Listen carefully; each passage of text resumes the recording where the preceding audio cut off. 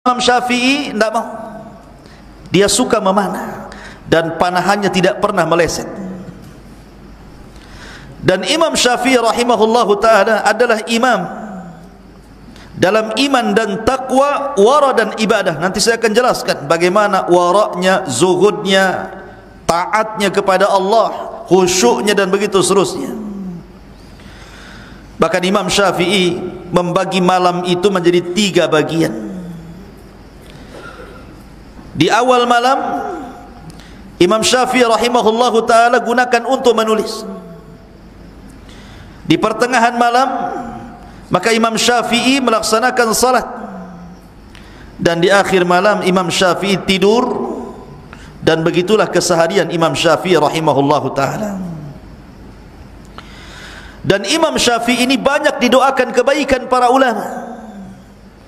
Sampai-sampai Imam Ahmad rahimahullahu ta'ala selalu mendoakan Imam Syafi'i dalam salatnya selama 40 tahun. Didoakan kebaikan. Bayangkan, tidak ada hubungan Imam Ahmad dengan Imam Syafi'i kecuali hanya hubungan ilmu, di mana Imam Ahmad banyak belajar kepada Imam Syafi'i. Dan itulah ikhwan, adab akhlak talabul ilmi, haruslah mendoakan kebaikan siapapun yang berjasa kepada anda, terutama guru-guru anda, ustad-ustad anda. Doakan kebaikan. Makanya kalau kita sering membaca kitab para ulama berikan contoh kepada kita apabila menukilkan perkataan para ulama, jangan tinggalkan kata-kata rahimahullah, semoga Allah merahmatinya. Contohnya qala al-Bukhari rahimahullahu ta'ala, qala Abi Dawud rahimahullahu ta'ala, qala al-Imam Ahmad rahimahullahu ta'ala, qala Syekhul Islam rahimahullahu ta'ala. Kalau mereka sudah wafat. Tapi kalau mereka masih hidup, maka kita katakan hafizahullahu ta'ala. Begitu, semoga Allah menjaganya. Adab seorang talabul ilmi mendoakan siapapun yang berjasa kepada anda. Lihat Imam Ahmad, karena Imam Syafi'i banyak berjasa menorehkan ilmu kepada Imam Ahmad. Sampai-sampai Imam Ahmad selama 40 tahun mendoakan kebaikan dalam sujudnya pada setiap solatnya. Bahkan Imam Ahmad Ibn Hanbal ketika memberikan catatan kepada hadis Nabi SAW, innallaha yab'atsu li hadhil ummati ala ra'si kulli mi'atin man yujaddidu laha dinah. Sesungguhnya Allah akan membangkitkan pada umat Rasul setiap 100 tahun pertama akan dimunculkan seorang pembaharu. Kata Imam Ahmad, demi Allah hadis ini cocok dengan Imam Syafi'i, di mana 100 tahun pertama Allah bangkitkan Umar bin Abdul Aziz sebagai pembaharu, dan 100 tahun kedua Allah bangkitkan Muhammad ibn Idris Asy-Syafi'i, mujaddidil ummah, pembaharu umat ini, al-Imam Asy-Syafi'i rahimahullahu ta'ala. Bahkan Imam Ahmad ibn Hanbal rahimahullahu ta'ala pernah ditanya oleh anak-anaknya, ya Abi, kenapa engkau banyak sekali memuji Imam Syafi'i? Maka Imam Ahmad mengatakan, ya bunai, kana Syafi'i kasyamsi lid-dunya wa kal afiyati linnas. Imam Syafi'i itu seperti matahari yang dunia berhajat kepadanya, dan seperti kesehatan bagi manusia. Ma'asyiral muslimin yang dimuliakan Allah Azza wa Jalla. Baik, Imam Syafi'i berkunyah Abu Abdillah. Kunyahnya Abu Abdillah, namanya Muhammad ibn Idris. Lahir pada tahun 150 Hijriah, bertepatan dengan wafatnya Abu Hanifah. Abu Hanifah wafat tahun 150 Hijriah. Imam Syafi'i lahir 150 Hijriah. Jadi hari wafatnya Abi Hanifah, lahirlah Imam Syafi'i. seolah Allah ingin menggantikan dengan wafatnya Abu Hanifah, akan muncul generasi yang meneruskan perjuangan dakwah Abi Hanifah. Dan beliau wafat di Mesir pada tahun 204 Hijriah. Artinya Imam Syafi'i itu lahir di kurun mufaddalah, di generasi terbaik umat ini, yang disabdakan Nabi SAW, khairan nasi qarni, thumma alladhina yalunahum, thumma alladhina yalunahum. Sebaik-baik umat ini adalah generasi aku dan sahabatku, kata Rasul. Kemudian setelahnya tabi'in, dan Imam Syafi'i adalah generasi tabi'in. Kemudian setelahnya tabi'ut tabi'in, karena lahir pada tahun 150, masuk pada generasi kedua. Ma'asyiral muslimin, ikhwan akhwat yang dimuliakan Allah Azza wa Jalla, orang tua Imam Syafi'i itu, ibunya orang Quraisy, bapaknya juga keturunan Quraisy. Harusnya Imam Syafi'i lahir di Mekah, tapi Imam Syafi'i tidak lahir di Mekah. Imam Syafi'i itu ada yang mengatakan lahir di Gaza, Palestina. Kita kenal jalur Gaza, disitulah Imam Syafi'i lahir. Ada yang mengatakan bahwa Imam Syafi'i itu lahir di Asqalan. Makanya ada ulama namanya Al-Imam Ibnu Hajar Al-Asqalani, di Asqalan, masih di Palestina. Dan ada yang mengatakan, tetapi pendapat ini jauh, Imam Syafi'i lahir di Yaman. Dan pendapat yang akrab, yang kuat, wallahu alam, bahwa Imam Syafi'i lahir di Gaza, Palestina. Kok bisa lahirnya di Gaza padahal ibu bapaknya orang Mekah? Ketika ibu bapaknya belum memiliki anak namanya Imam Syafi'i ini, ketika itu ekonomi Palestina jauh lebih baik dibandingkan ekonomi Arab. Kalau sekarang terbalik, karena memang Palestina tiap hari digempur oleh Yahudi Israel. Tapi dulu Palestina itu negara yang maju secara ekonomi, sehingga banyak orang-orang Mekah yang hijrah untuk mencari ma'isyah di negeri yang sangat dimuliakan, Palestina. Berangkatlah ibu bapa Imam Syafi'i dari Mekah ke Palestina untuk mengais rezeki di sana. Sesampainya di Palestina, kemudian Allah takdirkan ibunya hamil. Maka setelah 9 bulan lahirlah Imam Syafi'i. Kalau Abu Hanifah lama tuh di perut ibunya nggak lahir-lahir, 2 tahun baru lahir, udah tumbuh gigi. Ya. Kalau Imam Syafi'i normal 9 bulan lahir. Ya. Antum berapa? 7 tahun, oh, udah berkumis tuh keluar. Ya. Ma'asyiral muslimin yang dimuliakan Allah Azza wa Jalla. Jadi ketika Imam Syafi'i lahir, Allah takdirkan ayahnya meninggal. Subhanallah. Baru lahir, ayahnya meninggal. Maka Imam Syafi'i pun terlahir yatim, tidak bisa melihat wajah ayahnya karena belum bisa melihat. Dan sering saya katakan bahwa imam-imam dunia itu terlahir yatim. Imam Ahmad kemarin sudah saya jelaskan terlahir yatim, termasuk Imam Syafi'i terlahir yatim, tapi keyatimannya tidak menghalangi untuk menguasai dunia. Itulah Imam Syafi'i. Ditambah bukan hanya sekadar yatim, tetapi keluarga Imam Syafi'i itu fuqara, dari kalangan orang-orang fakir. Makanya mengais rezeki itu sampai jauh dari Mekah ke Palestina.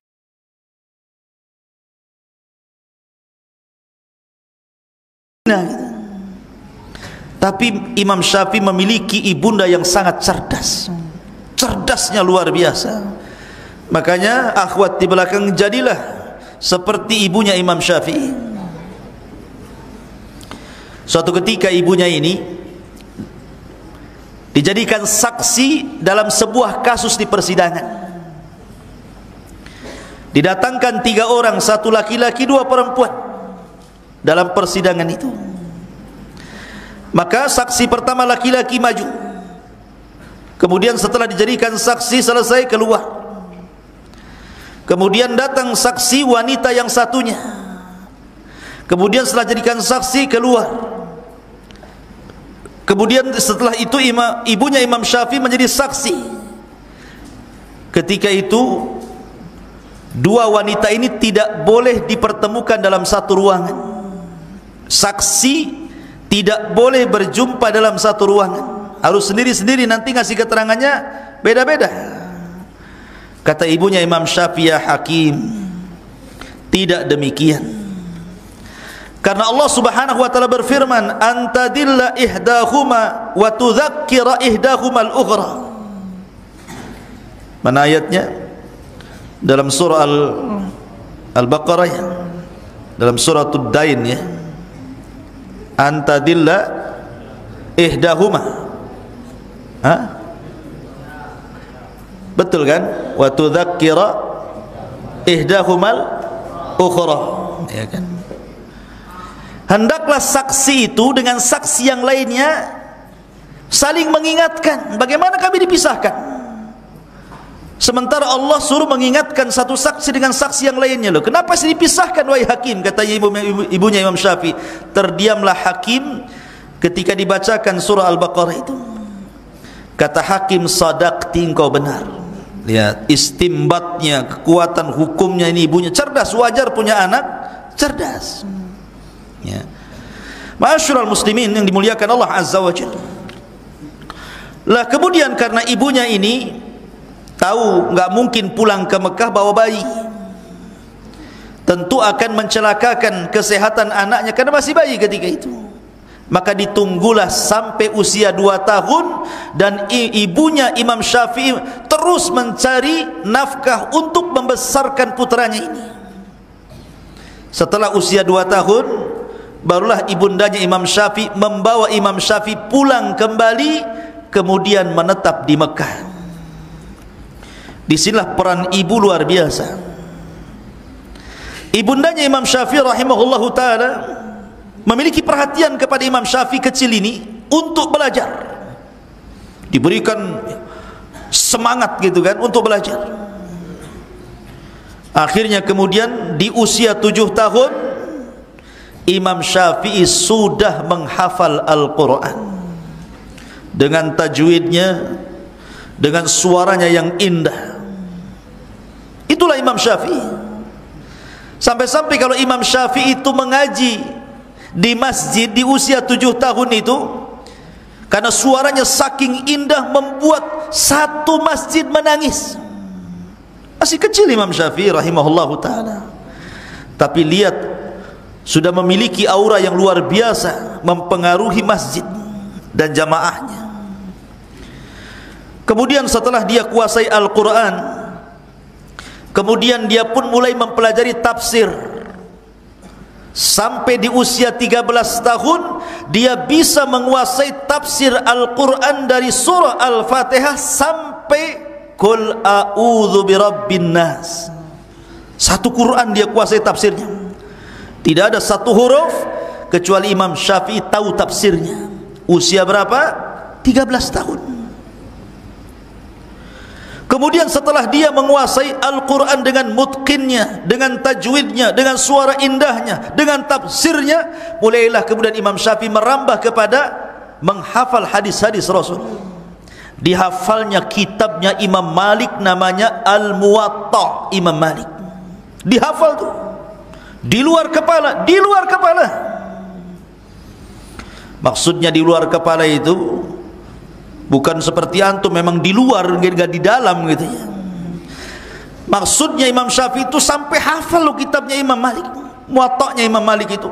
Dan ketika itu kitab Muwatta' Imam Malik adalah kitab tersahih setelah Al-Quran Al-Karim, karena belum lahir Imam Bukhari ketika itu ya. Sampai-sampai Khalifah meminta agar Muwatta' dijadikan undang-undang negara, tapi Imam Malik menolaknya. Nanti ceritanya akan ada Imam Malik. 13 tahun sudah menguasai segalanya, hadis dikuasai, tafsir dikuasai, Quran dikuasai. Bahkan ketika ada seorang ulama Mesir namanya Laits ibn Sa'ad, namanya Laits ibn Sa'ad. Itu ulama kondang, ulama Mesir, ulama dunia. Kalau disebutkan Laits ibn Sa'ad berarti termasuk ulama dunia dari Mesir. Haji dari Mesir ke Mekah. Ketika sampai di Mekah, namanya ulama besar, dia buat halaqah kajian. Banyak orang yang bertanya, belajar kepada Laits ibn Sa'ad yang sedang memberikan ceramah di Masjidil Haram tu. Datang Imam Syafi'i, usianya 13 tahun. Kemudian mendengarkan kajiannya Laits ibn Sa'ad. Salah satu petikan ucapan Laits ibn Sa'ad adalah, sesungguhnya sebab perpecahan umat ini karena tidak paham bahasa Arab. Kalau anda ingin mempersatukan umat, maka satukanlah dengan bahasa. Mendengar itu Imam Syafi'i tergerak ingin belajar menguasai bahasa Arab yang sangat fusha. Berangkatlah Imam Syafi'i ke kabilah Hudzail. Kabilah apa? Kabilah Hudzail. Ini kabilah yang masih murni bahasa Arabnya. Belajar di situ dia. Akhirnya Imam Syafi'i menjadi seorang penyair, kondang, pujangga, ahli bahasa, dan diakui keindahan balaghahnya. Subhanallah. Kemudian dia kembali ke Mekah di usia 15 tahun. Di Mekah itu ikhwan, ada seorang ulama namanya Sufyan ibn Uyainah. Ulama besar Mekah. Melihat kecerdasan Imam Syafi'i yang luar biasa, menguasai Quran, tafsir, hadis, bahasa, macam-macam. Kata Sufyan ibn Uyainah, wahai Syafi'i, maukah kau menjadi mufti Mekah? 15 tahun mau diangkat jadi mufti. Mufti itu orang yang kasih fatwa. Semua manusia dari dunia datang meminta fatwa kepada Imam Syafi'i di usia 15 tahun. Sampai suatu ketika ada kisah Imam Syafi'i ini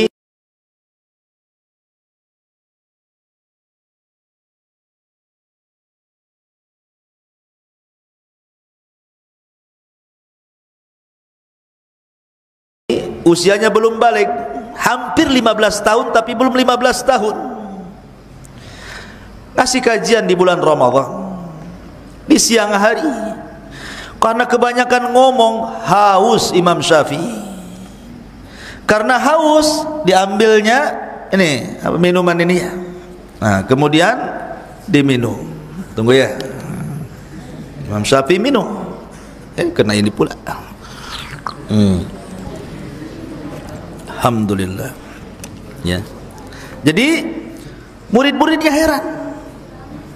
Ya Syafi'i, ini bulan Ramadan, kau tidak puasa ya? Katanya. Jawaban Imam Syafi'i, saya kan belum balik, belum wajib puasa, katanya. Cerdas Imam Syafi'i, bisa menjawab dia. Ya. Ma'asyiral muslimin yang dimuliakan Allah Azza wa Jalla. Jadi Imam Syafi'i itu usia 7 tahun hafal Quran, usia 13 tahun sudah mampu menguasai tafsir dan mampu menghafal kitabnya Imam Malik Al-Muwatta. Umur 15 tahun sudah menjadi mufti dunia. Tetapi Imam Syafi'i tidak kenyang dengan itu. 15 tahun ikhwan jadi mufti. Hari ini usia 15 tahun di mana? Nongkrongnya itu di jembatan-jembatan, di jok-jok motor, jadi geng motor kan itu. Kemudian diwarnai kepalanya ada biru pelangi merah kayak jengger ayam, ikut anak pang. Nah, ya anak-anak sekarang ya kan, 15 tahun tuh ya, sudah brutal tidak jelas. Imam Syafi'i 15 tahun, nah ini harus semangat antum ini menjadi mufti. Tapi tidak, Imam Syafi'i tidak kenyang. Lah Imam Syafi'i itu sejarah belajarnya memang luar biasa. Karena memang dia fakir. Sekali lagi Imam Syafi'i itu miskin. Miskin sekali. Untuk membeli pena saja tidak bisa Imam Syafi'i itu. Ibunya itu untuk membelikan Imam Syafi'i pena tidak bisa. Saking miskinnya. Tapi karena melihat Imam Syafi'i ini anaknya memang memiliki bakat kecerdasan, ibunya ngomong kepada Imam Syafi'i, "Ya Imam, ya Syafi'i, berangkatlah kau ke kantor," mungkin bahasa kitanya ke kantor pos, baridah ya. Nanti biasanya di kantor pos itu atau di kantor-kantor pemerintah biasanya ada lembaran-lembaran kertas yang dibuang di tong sampah. Kalau memang ada tulisannya sebelah sini, sebelah sininya kosong, kan bisa ditulis di situ. Jadi Imam Syafi'i tiap hari mencari kertas yang ada kosongnya itu. Dia catat di situ. Akhirnya karena setiap hari dia butuh kertas, susah pula dia cari kertas itu. Karena tidak setiap hari ada kertas dibuang. Menangis dia kepada ibunya. Merengek, "Gimana ini ibu?" Kata ibunya, "Ya Syafi'i, kau datang ke Jazur." Jazur itu tempat penyembelihan unta. Nanti kalau ada tulang paha unta yang dibuang, kau ambil, kau keringkan. Kan besar tuh paha unta tuh, tulangnya segede gini kan. Mungkin lagi lah segini ya, tulangnya unta tuh, pahanya. Keringkan, kau tulis di tulang itu. Jadi Imam Syafi'i itu kalau hadir ke majelis taklim bawa tulang dia. Ini bawa tulang. Bayangkan, antum ada bawa tulang? Ya. Imam Syafi'i bawa tulang, ditertawakan anak-anak yang sebayanya. Gimana orang mau belajar kok nenteng-nenteng tulang katanya. Tapi begitulah Imam Syafi'i, nggak malu dia. Jadi orang belajar dia nulis di tulang itu. Sampai akhirnya sudah penuh, dibawa ke rumah, dihafalnya, diletakkan. Cari tulang lagi sampai numpuk tulang itu di rumah. Sekarang jadi sop tulang. Itulah Imam Syafi'i rahimahullah ta'ala. Sampai seperti itu anak-anak tuh belajarnya sampai kayak gitu tuh. Jadi kalau antum ini belajarnya malas, hadir di majelis taklim, tidur pula. Ini gimana mau jadi Imam Syafi'i antum? Ya. Qatafidin muliakan Allah Azza wa Jalla. Lah akhirnya ketika Imam Syafi'i berusia 20 tahun, wah, sudah banyak ilmu dikuasai.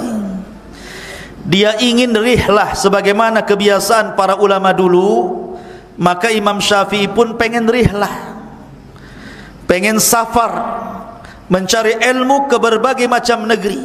Subhanallah, Imam Syafi'i berhasil menggabungkan dua madhab dalam fikihnya.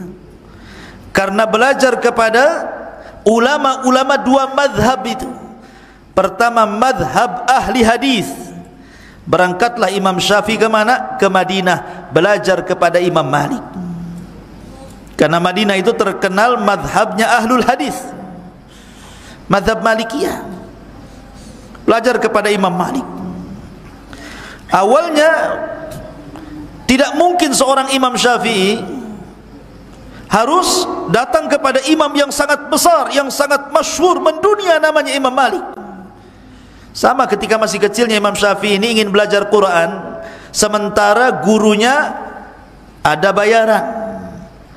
Nangis dia sama ibunya, "Bu, saya tidak bisa hadir di majelis itu karena harus bayar." Kata ibunya, "Nak, sudah gini saja, kamu jangan ikut di halaqah itu kalau bayar. Kau duduk jauh-jauh sikit dari situ, kau kuping apa yang dikatakan gurumu, kau dengarkan, kau rekam." Bayangkan. Jadi kalau mamanya yang bayar di situ, udah duduk di sini dengerin aja.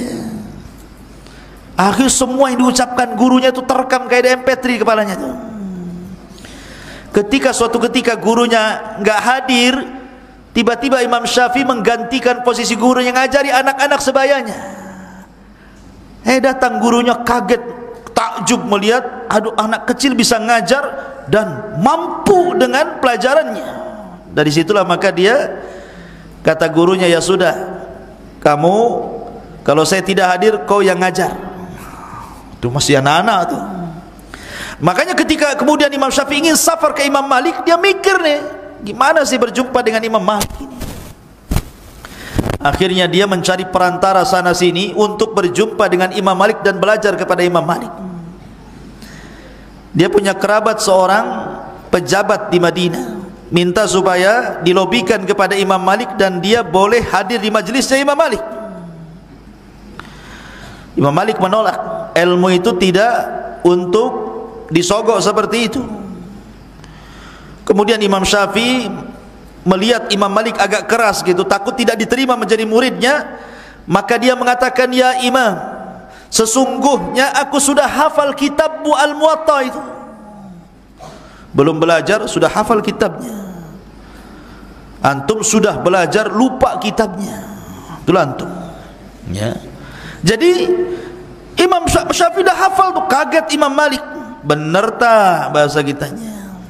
Akhirnya kemudian Imam Syafi'i membacakan Muwatta'nya Imam Malik di luar kepalanya. Takjublah Imam Malik kepada Imam Syafi'i rahimahullahu ta'ala. Makanya kemudian Imam Malik mengatakan kepada Imam Syafi'i, "Aku lihat laqad alqa ala qalbika nuran fala tutfi'uhu bil ma'siyati." Ya Syafi'i, kata Imam Malik nih, ini tazkiyah nih, rekomendasi. Aku lihat di hatimu ada cahaya ilmu, jangan kau padamkan cahaya ini dengan maksiat. Dan itu pula yang kemudian menjadi nasihat gurunya Al-Waqi' Ibnul Jarrah. Ketika suatu ketika Imam Syafi'i ini susah menghafal, biasanya menghafal mudah, ini susah kali dia menghafal. Dia datang kepada Imam Waqi', "Ya Imam, kenapa hafalanku susah?" Dia mengatakan, "Syakautu ila Waqi' su'a hifdin fa arsyadani bi antarkil ma'asi wa'lam bi annal ilma nurun wa nurullahi la yuhda lil asi." Aku mengadu kepada Imam Waqi' tentang masalah hafalanku. Maka Imam Waqi' mengarahkan agar aku meninggalkan maksiat, karena ilmu itu cahaya, dan cahaya tidak mungkin masuk ke hati orang yang bermaksiat. Maka nasihat Imam Malik sama dengan Imam Waqi', karena dua-duanya gurunya Imam Syafi'i. Sampai-sampai Imam Syafi'i heran, maksiat apa yang saya lakukan? Rupanya ini tempat Imam Syafi'i tinggal, ini tempat gurunya belajar, di tengah-tengahnya pasar. Jadi kalau lewat itu lewat depan pasar, dan pasar itu tempat perangnya setan dengan manusia. Karena pasar itu semua maksiat ada. Yang hasad ada di pasar, yang dendam ada di pasar, jimat tangkal ada di pasar, dunia perdukunan ada di pasar, yang sumpah-sumpah palsu ada di pasar. Semua ada di pasar. Makanya pasar itu seburuk-buruk tempat. Gara-gara lewat depan pasar itu yang menjadi melorotnya hafalan Imam Syafi'i. Setelah dia pikir-pikir, apa jangan-jangan gara-gara lewat depan pasar, besok saya ganti rutenya ke belakang pasar. Kuat lagi hafalannya dia. Tuh lihat, ya. Hanya gara-gara itu. Ma'asyiral muslimin yang dimuliakan Allah Azza wa Jalla. Akhirnya Imam Syafi'i diangkat menjadi muridnya Imam Malik, dan dia menyerap seluruh ilmunya Imam Malik. Tidak cukup di situ dia belajar kepada ulama-ulama Madinah. Ulama-ulama yang ada di Madinah, setelah belajar kepada ulama-ulama yang ada di Mekah, kemudian belajar kepada ulama-ulama yang ada di Madinah, kemudian dia berangkat ke mana? Ke Irak.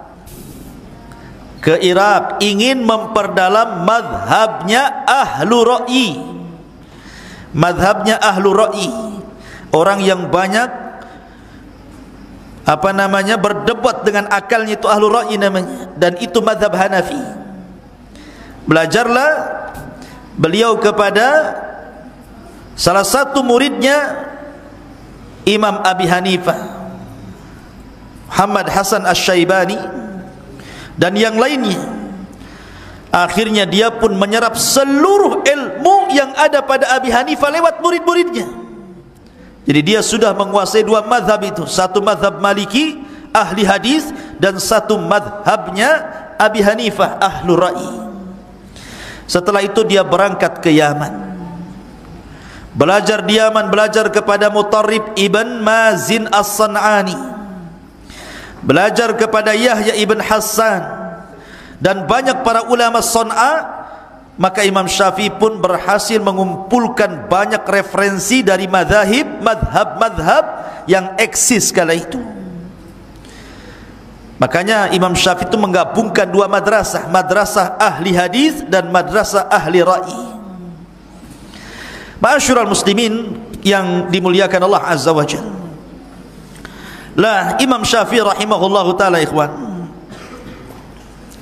sampai-sampai dia mengatakan, hafidtul Qur'ana wa ana ibnu sab'i sinin wa hafidtul Muwatta wa ana ibnu ashri sinin. Aku hafal Quran di usia 7 tahun dan aku hafal Muwatta di usia 10 tahun dan menguasai tafsir di usia 13 tahun dan menjadi mufti di usia 15 tahun. Kemudian di usia 20 tahun dia safar keliling dunia untuk memperdalam agama. Kemudian Imam Syafi'i pun menetap di Baghdad. Menetap di mana? Di Baghdad, Irak. Disitulah banyak ulama, talabatul ilmi dari mana-mana datang kepada Imam Syafi'i belajar macam-macam. Sampai-sampai lihat bagaimana Imam Syafi'i rahimahullahu taala ketika mengajar ini. Dijelaskan oleh seorang ulama namanya Rabi ibn Sulaiman. Apa kata Rabi ibn Sulaiman? Kana Syafi'i rahimahullahu ta'ala yajlis fi halaqatihi idza shalla subha. Adalah Imam Syafi'i, semoga Allah merahmati beliau, duduk membuka halaqah selesai salat subuh. Fayaji'uhu ahlul Quran, datanglah orang-orang dari mana-mana ingin belajar Al-Quran kepada Imam Syafi'i. Jadi habis subuh buka halaqah, dari mana-mana belajar Quran kepada Imam Syafi'i. Fa idza tala'atis syamsu, apabila matahari kemudian mulai terbit, maka selesailah mengajar orang-orang yang ingin memperdalam Quran. Qamu wa jaa'a ahlul hadis, tiba-tiba bubarlah orang-orang yang belajar Quran, datang orang-orang yang ingin belajar hadis, orang lain. Dia enggak sempat berdiri, sudah ini bubar, datang murid-muridnya yang lain yang ingin belajar hadis. Maka Imam Syafi'i pun mengajarkan hadis. Kemudian fayas'alunahu tafsirahu wa ma'anihi, mereka bertanya tentang tafsir dan makna-maknanya. Fa idzar tafa'atis syamsu, kalau matahari sudah meninggi, jam 10, jam 11 sudah tinggi, mendekati zuhur, qamu fastawatil halaqatu lil mudzakarah wan nadhar. Maka yang belajar hadis pergi, datang orang-orang yang ingin mendebat Imam Syafi'i, ingin berhujah dengan Imam Syafi'i. Ya Imam, begini, begini, begini. Kata Imam Syafi'i, begitu, begini. Sampai waktu zuhur. Apabila sudah mendekati waktu zuhur, waktu duha, ya, mendekati zuhur lagi, maka orang-orang ini yang mudzakarah, yang murajaah, yang berdebat, menambah ilmu pergi, datang orang-orang yang ingin belajar nahwu, belajar bahasa Arab. Bayangkan, sebelum zuhur itu sudah buka halaqah 4 kan itu ya. Halaqah Quran, dia ngajar Quran. Halaqah hadis, dia ngajar hadis. Halaqah orang debat, orang mudzakarah. Kemudian halaqahnya bahasa Arab, syair, nahwu, saraf, macam-macam. Fala yazaluna ila qurbi intisafin nahar. Dan begitulah sampai menjelang waktu zuhur setiap hari. Coba. Jadi ulama-ulama datang untuk belajar itu kepada Imam Syafi'i. Luar biasa. Lah disitulah kemudian Imam Syafi'i rahimahullahu ta'ala ada yang mengatakan, diminta untuk menuliskan sesuatu tentang masalah usul fiqh, masalah fikih dan persoalan fikih oleh Muhammad Al-Mahdi. Ada yang mengatakan bahwa Imam Syafi'i kemudian mulai menulis.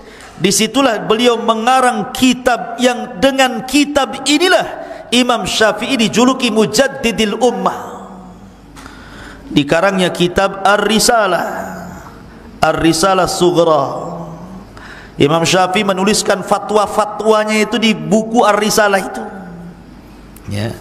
Walaupun kemudian setelah Imam Syafi'i hijrah dari Baghdad menuju Mesir, Imam Syafi'i mengarang kitab Risalah yang kedua, yang kemudian kitabnya dikenal dengan Kitab Al-Um, kitabnya Imam Syafi'i.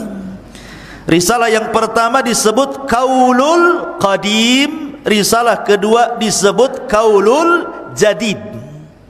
Ini fatwa lama ketika di Baghdad, fatwa baru ketika di Mesir, dan fatwa baru itulah Al-Um. 99% fatwa lama dicabut, kemudian ganti dengan fatwa baru. Tetapi sebagian para ulama setelahnya ada yang menguatkan fatwa lamanya dan sebagiannya menguatkan fatwa barunya. Ya, kebenaran itu adalah milik Allah Azza wa Jalla. Sampai-sampai Imam Syafi'i itu suatu ketika berdebat, saya lupa nama ulamanya, berdebat dengan salah satu ulama tentang masalah arti al-quru', salasata quru', ya. Wal mutallaqati yatarabbasna bi anfusihinna salasata quru'. Apa makna quru' itu? Berdebat Imam Syafi'i. Dia mengatakan bahwa quru' itu al-haid. Imam Syafi'i mengatakan quru' itu at-tuhur, suci. Setelah keduanya berpisah, Imam Syafi'i mengambil pendapat dia pula mengambil pendapat Imam Syafi'i. Tukar-tukaran pendapat, ya kan?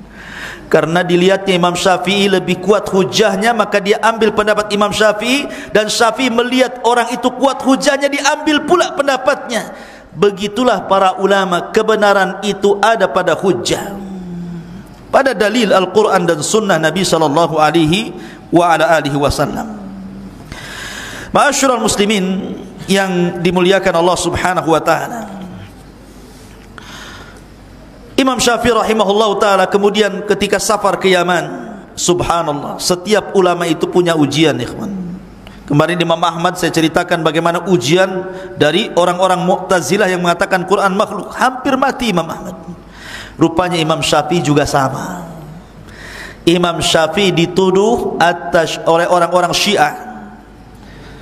Jadi dituduh sebagai tasyayyu. Sementara ketika itu daulah yang berkuasa adalah daulah Abbasiyah. Jadi Imam Syafi'i dituduh orang-orang Syiah hendak memberontak kepada Khalifah Harun Ar-Rasyid, karena dia hidup di zaman Khalifah Harun Ar-Rasyid. Dituduh memberontak. Kenapa? Karena hasadnya tuh, lihat. Karena Imam Syafi'i ketika safar ke Yaman sambil bekerja sambil belajar, rupanya orang-orang tahu kecerdasannya, akhirnya banyak orang yang belajar kepada Imam Syafi'i, lama-lama terkenal dan menyebar nama Syafi'i itu. Banyak orang hasad. Itulah hasad itu biasanya sesama profesi. Hasadnya orang jual bawang, pasti sebelahnya yang jual bawang juga. Hasadnya bengkel motor, ya yang sebelahnya bengkel motor juga. Hasadnya para santri, ya santri juga yang hasad. Hasadnya ustadz, ya ustadz juga yang hasad. Jadi seperti itu hasad itu. Karena orang hasad kepada Imam Syafi'i, makin hari makin tinggi naik ratingnya gitu ya. Akhirnya difitnah, dia memberontak. Bahwa Imam Syafi'i itu memberontak kepada penguasa, dan ingat, siapapun pemberontak pasti dipenggal mati. Kalau dipenggal matilah ya. Banyak para ulama yang kemudian akhirnya dibunuh karena tuduhan-tuduhan ini, termasuk Imam Syafi'i. Hampir melayang kepalanya tuh. Akhirnya kemudian Imam Syafi'i dihadapkan kepada Khalifah Harun Ar-Rasyid, dan di samping Harun Ar-Rasyid ini ada ulama-ulama yang salah satunya menjadi gurunya dari murid-murid Abi Hanifah. Kemudian di situ Imam Syafi'i berhujah di hadapan khalifah, aku tidak mungkin memberontak, engkau dari keluarga Rasul, kami juga sama, macam-macam dalil. Akhirnya kemudian setelah berdebat dengan salah satu ulama dari Hanafi, maka Imam Syafi'i selalu menang dalam perdebatan. La Khalifah Harun Ar-Rasyid seorang ulama, ya. Ketika melihat kecerdasan Imam Syafi'i yang tidak jadi eksekusi jadinya, malah dikasih hadiah besar. Itulah kecerdasan Imam Syafi'i. Sebenarnya kisahnya panjang. Ini hanya bagian dari cuplikannya saja. Taib, ma'asyiral muslimin yang dimuliakan Allah Azza wa Jalla, bagaimana akhlaknya Imam Syafi'i ini? Imam Syafi'i ini orangnya tawadhu, ikhwan. Rendah diri, rendah hati.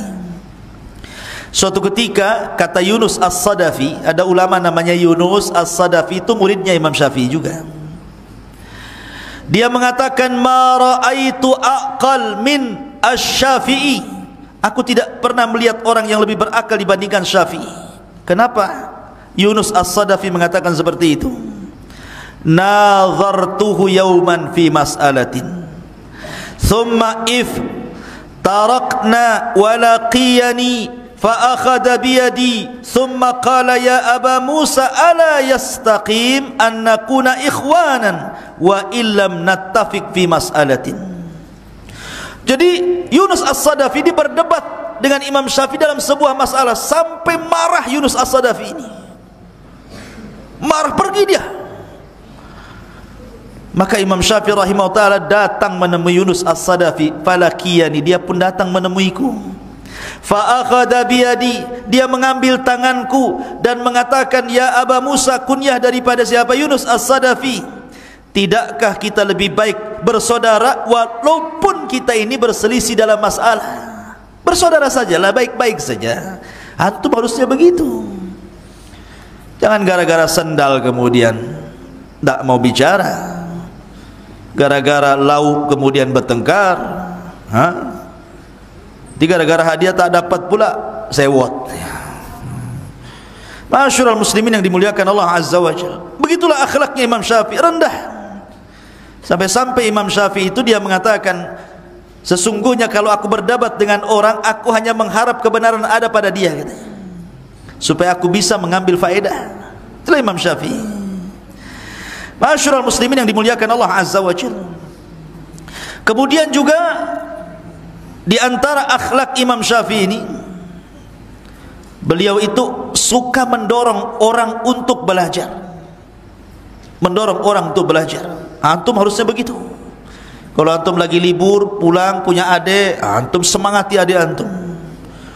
Lah Imam Syafi'i suka seperti itu, menyemangati orang untuk belajar. Sampai-sampai Imam Ahmad ibn Hanbal rahimahullahu ta'ala,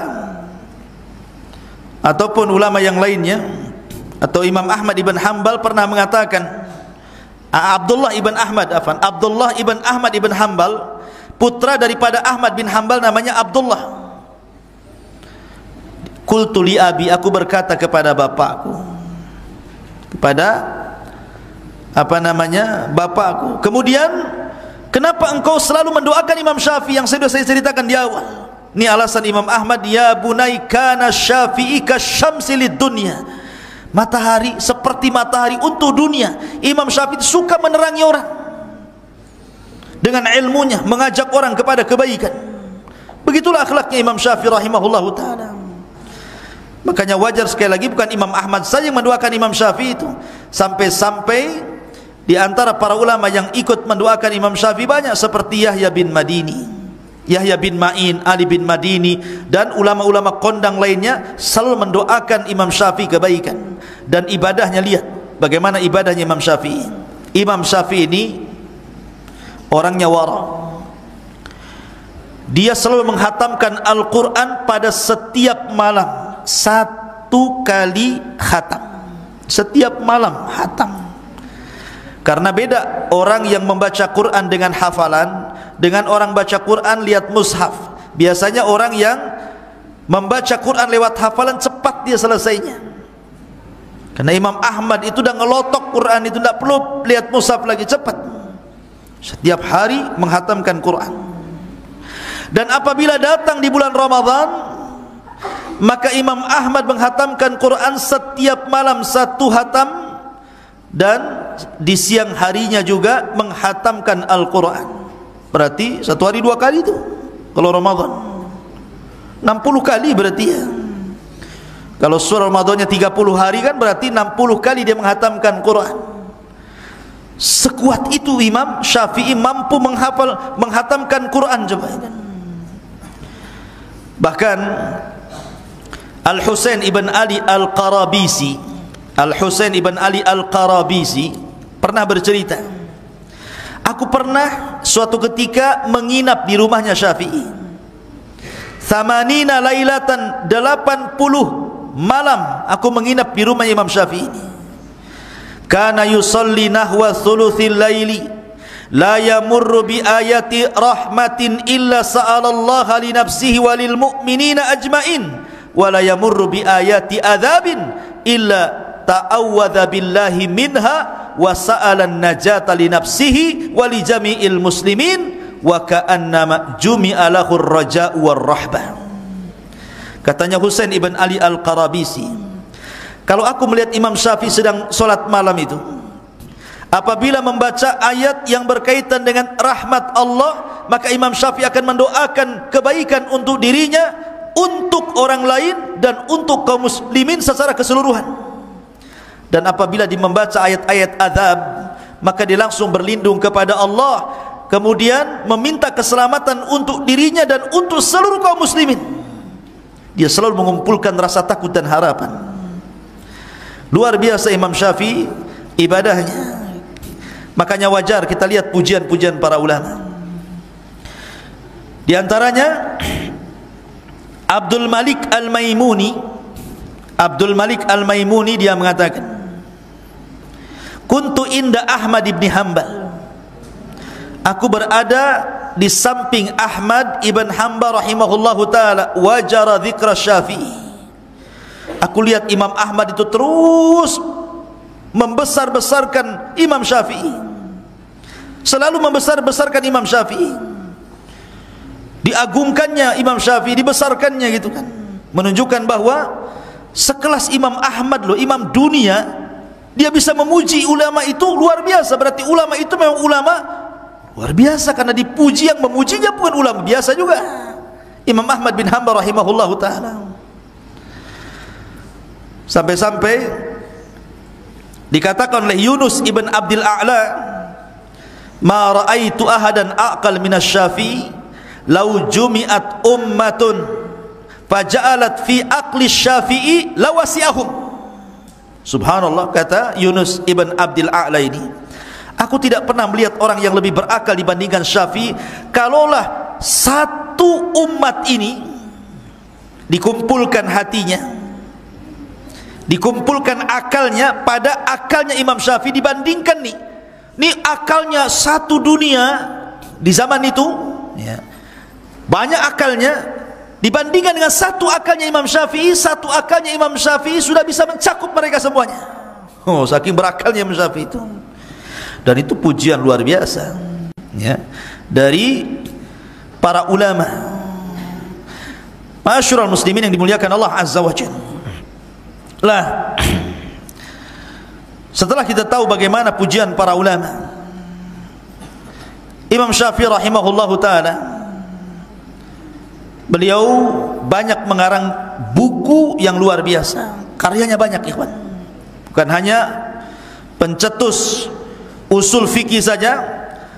Imam Syafi'i kemudian mengarang, saya ulangi dari awal, kitab Ar-Risalah Qadimah, dicatat di Baghdad yang disebut dengan Qaulul Qadim.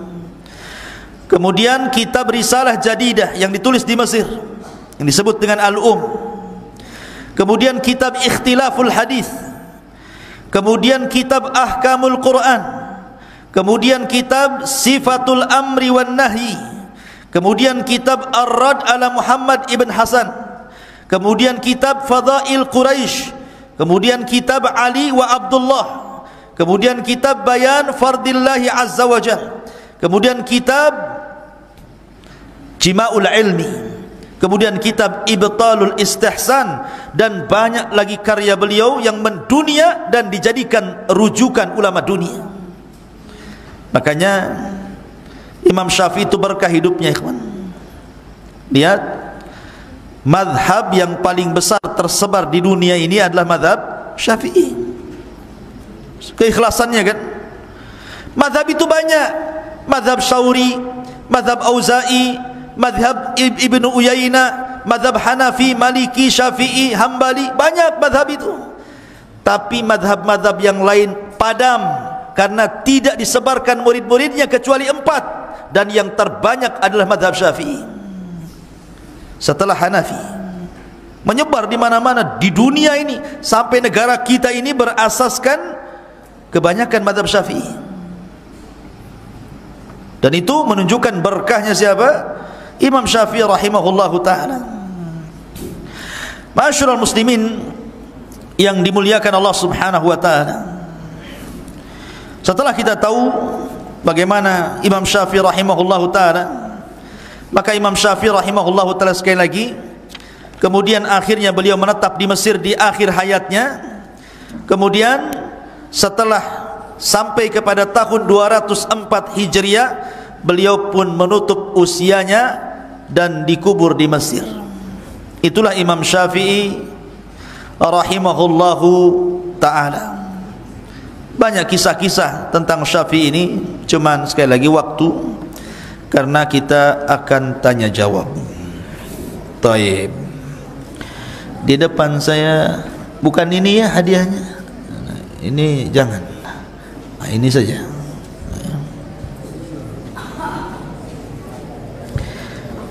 Laziz,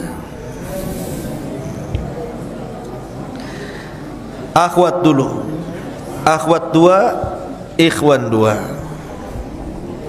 Masih ada lagi, jangan kecewa. Masih ada 1 karung.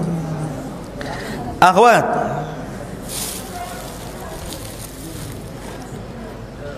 tik-tak. Pertanyaannya akhwat, sebutkan nama pencetus mazhab 4. Nama-nama ulama mazhab yang 4. Silahkan tunjuk musrifahnya.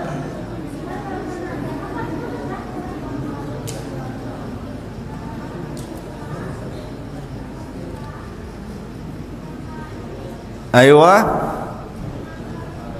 ahsanti. Masya Allah, dapat laziz. Taruh di samping sini. Pertanyaan yang kedua. Pertanyaan yang kedua. Di antara kakek Nabi SAW, di antara kakek Imam Syafi'i, ada yang menjadi sahabat Rasul. 2 kakek buyutnya, siapa dia?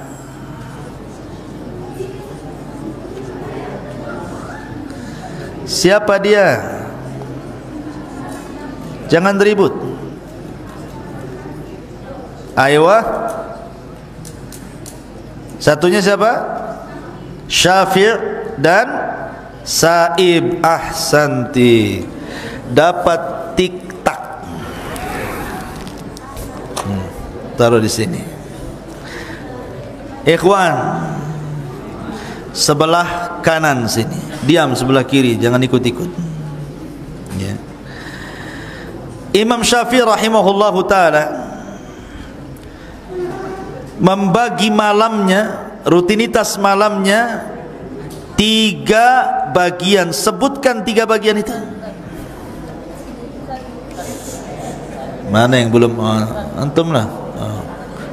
Berdiri.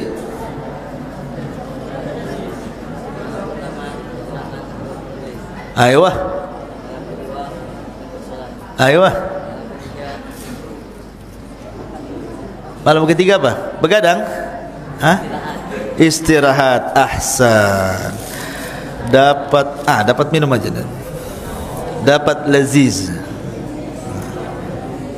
Lazid itu maksudnya mungkin. Taib. Sebelah sini. Imam Syafi'i dari usia 7 tahun sampai 13 tahun dia punya reputasi baik. Dia bisa menguasai banyak ilmu. Ilmu apa saja yang dikuasai?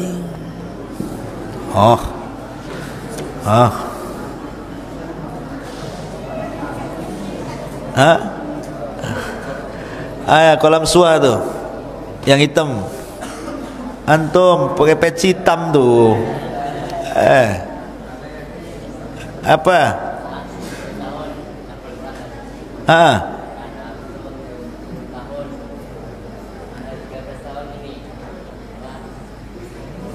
Ini itu. Lama duduk antum. Berdiri. Ya. Itu saja. Saya jelaskan panjang lebar cuma itu aja. Antum berdiri. Ayo.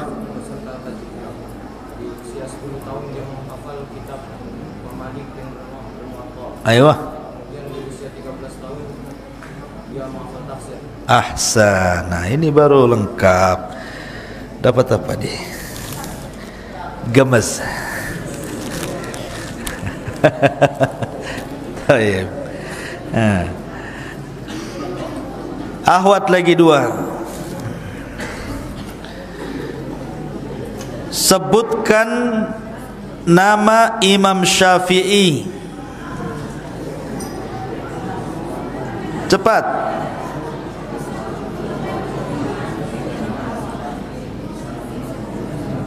Musyrifah, tunjuk saja siapa yang ngacung tuh. Yang jawab satu saja kok jadi pasar pula. Muhammad Ibn Idris. Ahsanti, dapat laziz.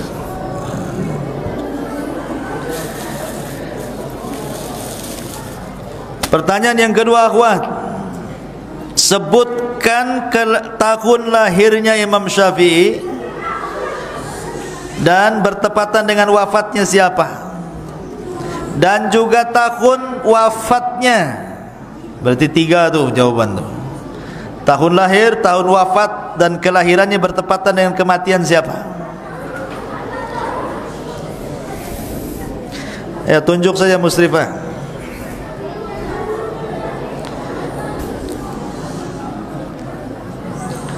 Ayo.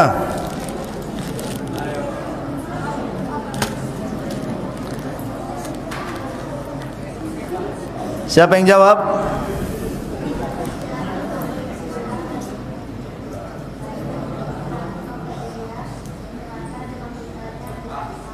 Ayo.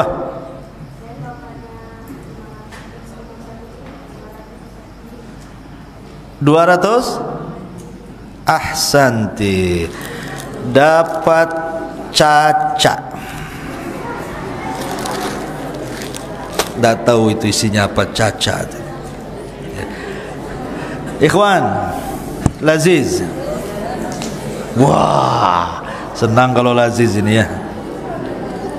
Berarti yang sulit pertanyaannya, karena dapat laziz.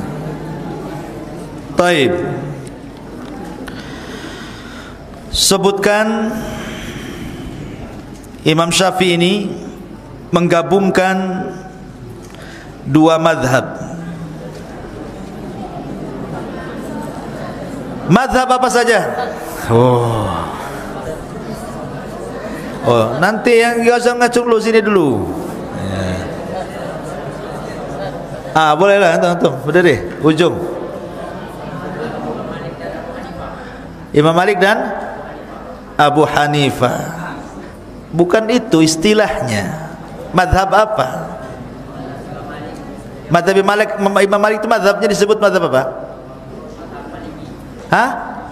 Bukan. Antum cepat lama.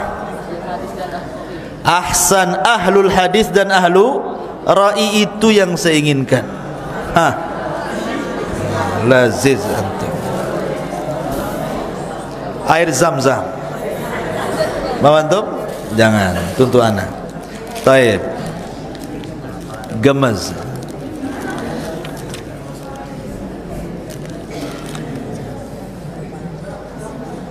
Taib. Imam Syafi'i rahimahullahu ta'ala punya murid yang selalu mendoakannya. Siapa? Antum cepat. Imam Ahmad ibn Ahmad apa? Ahmad apa? Ahmad aja. Ahmad banyak. Antum yang begini, cepat-cepat. Ahsan, Ahmad ibn Hanbal. Dapatlah Laziz. Masya Allah. Ikhwan lagi, akhwat belakangan. Filus sedap. Taib.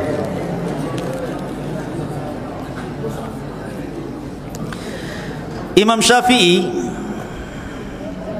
rahimahullahu ta'ala, rihlah talabul ilmi, sebutkan 3 negara rihlahnya.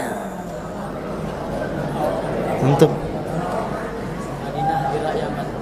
Madinah, Yaman, baru 2, satunya Irak. Ahsan. Dapat apa tadi? Filus. Filus. Sebutkan gurunya. Berdiri, jangan nengok. Imam Waqi dan Imam Malik. Imam Waqi, Ibnul Jarrah dan Imam Malik. Ahsan. Akhwat, apa nasihat Imam Waqi kepada Imam Syafi'i? Tik-tak.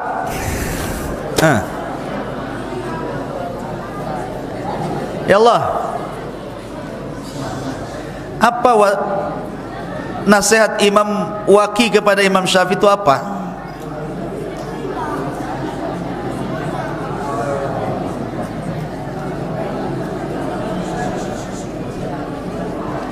Nanti pembagian hadiah ke depan saya minta musrif, coba saya minta daftar nama ya.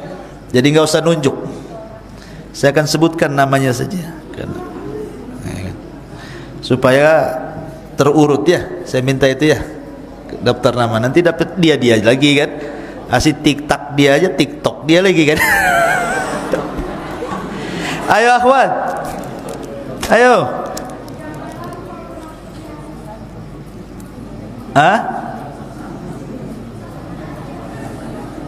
Halo.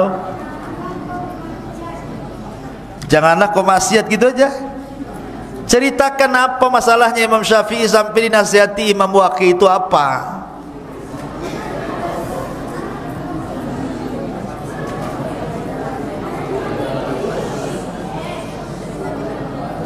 Coba tertibkan musrifahnya situ. 1.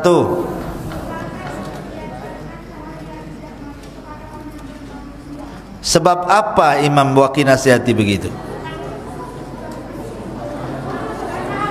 Ahsan, karena hafalan yang bermasalah. Dapat tik-tak.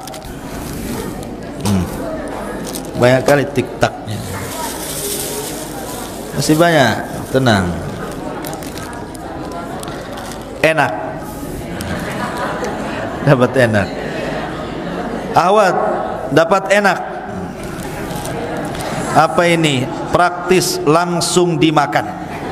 Gemes. Oh, rupanya gemes. Cuman enak gini saja. Taib. Ahwat lagi.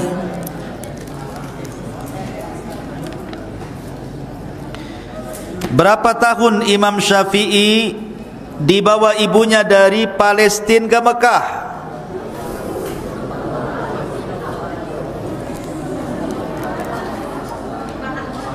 Ahwat, 5 tahun? Udah gede dong. 2 tahun. Ahsan, Masya Allah, barakallahu fiik. Ikhwan, sisa 3, sisa 4 dengan kerasanya. 1, 2, 3. Taib. Dengarkan dulu. Ada yang mengatakan bahwa yang pertama kali mengasas usul fikih adalah Imam Syafi'i yang masyhur. Tapi ada yang mengatakan yang lain. Siapa yang lain itu? Antum? Siapa? Abu Yusuf dan Muhammad Asy-Syaibani. Ahsan. Gemes. Taib. Imam Syafi'i itu ketika di Baghdad beliau membuka halaqah mulai dari ba'da subuh sampai zuhur, 4 halaqah. Sebutkan halaqah 4 itu apa saya?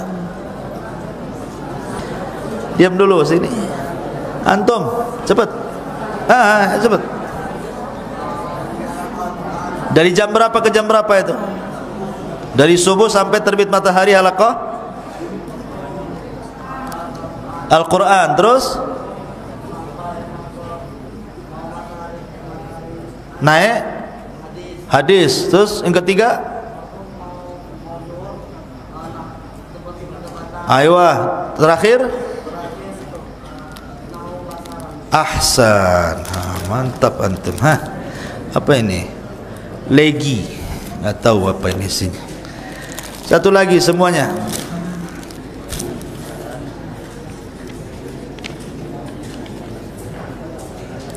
Taib. Imam Syafi'i lahir di mana? 3 perselisihan ulama. Sebutkan 3-tiganya. Antum yang semangat. Cepat. 1. Jangan didikte, nggak jadi nanti dapat hadiah. 1. Gaza. 2. Asqalan. 3. Yaman. Mana yang kuat? Ahsan, dapatlah. Ambil. Baik, berakhirnya kajian ini kita tutup dengan kafaratul majlis. Subhanakallah bihamdika asyhadu an la ilaha illa anta astaghfiruka wa atubu ilaik. Allah taala. Assalamualaikum warahmatullahi wabarakatuh.